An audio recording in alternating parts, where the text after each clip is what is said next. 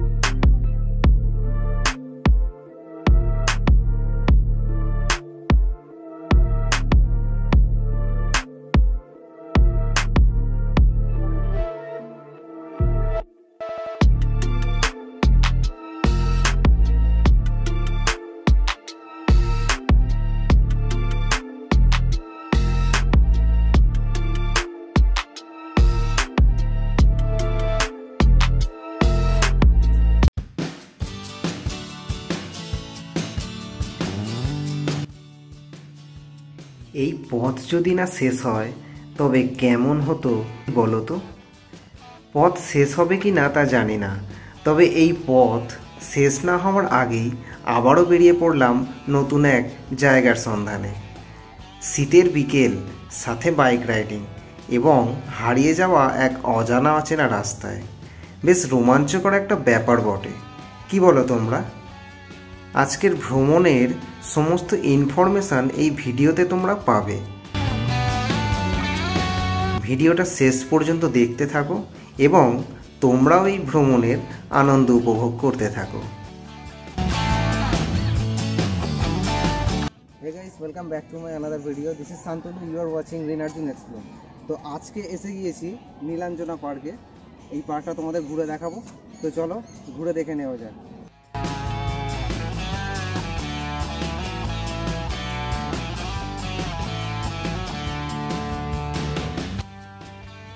পার্কে প্রবেশ করার পর তোমাদের চোখে পড়বে ঠিক এরকমই এক সুন্দর দৃশ্য।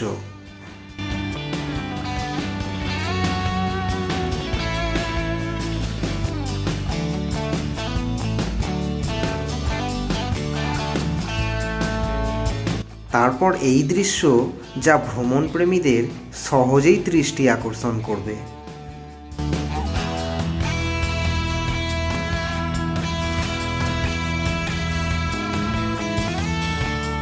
এসব দেখার পর পার্কের মধ্যে প্রবেশ করতে থাকলাম। চোখে পড়ল এই ওয়াচ টাওয়ারটি, যেখান থেকে তোমরা এই পার্কের খুব সুন্দর একটি দৃশ্য দেখতে পাবে।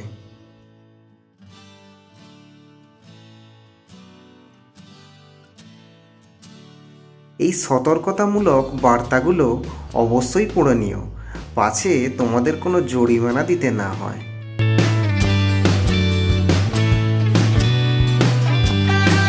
এই পার্কের মধ্যে বিভিন্ন রকমের ফুল গাছও থাকে, কিন্তু বর্তমানে দীর্ঘদিন লকডাউন থাকার কারণে সেই ফুলের গাছ আমরা দেখতে পেলাম না। সবেমাত্র চারা গাছ বসানো হচ্ছে দেখলাম। এছাড়াও এখানে রয়েছে বিভিন্ন প্রজাতির বিভিন্ন রকমের ছোট বড় গাছ।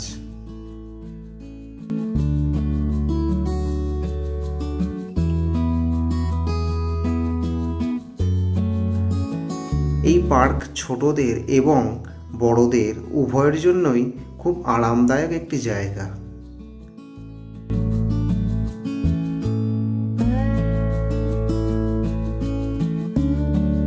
ছোটদের খেলার জন্য বিভিন্ন রকমের জিনিস এখানে রয়েছে দেখলাম।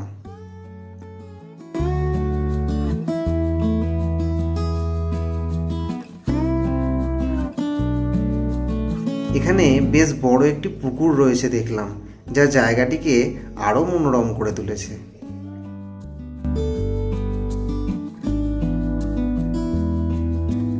এই পুকুরের পাশে বসার জন্য জায়গাও রয়েছে, যেখানে বিকেলের দিকে বন্ধুদের সাথে আড্ডা বেশ ভালোই জমে যাবে, আর সাথে যদি হয় 1 কাপ চা।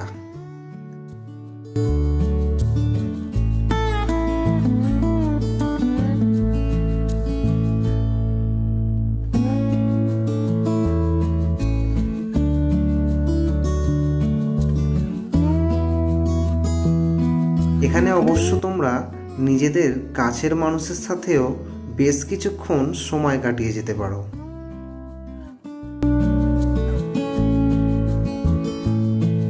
এখানে রয়েছে আমাদের সবার পরিচিত লুপ্তপ্রায় সেই প্রাণীটি, যাকে আমরা ডাইনোসর বলেই জানি।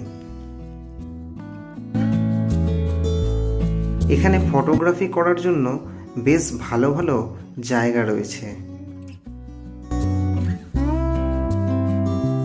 দেখো, আমি ঠিক নীলাঞ্জনা পার্কেই দাঁড়িয়ে রয়েছি এবং এই পার্কের পাশেই রয়েছে ইসকন মন্দির। তোমরা এই মন্দিরেও যেতে পারো। মন্দিরে যেতে গেলে ঠিক ইসকন মন্দিরের গেটটা পড়বে নীলাঞ্জনা পার্কের গেটের পরেই ঠিক এই মন্দিরের গেটটা পড়বে। তো তোমরা চাইলে সেখানেও যেতে পারো। নীলাঞ্জনা পার্ক প্রতিদিন বিকেল 3টে থেকে 6টা পর্যন্ত খোলা থাকে। এখানে বিয়েবাড়ি, পিকনিক, জন্মদিন বাড়ি ইত্যাদি সমস্ত অনুষ্ঠানের জন্যই ভাড়া দেওয়া হয়ে থাকে। তোমরা এখানে এসে কন্ট্যাক্ট করে নিতে পারো। পার্কে প্রবেশ মূল্য মাথা পিছু মাত্র 10 টাকা এবং পার্কিং চার্জও মাত্র 10 টাকা।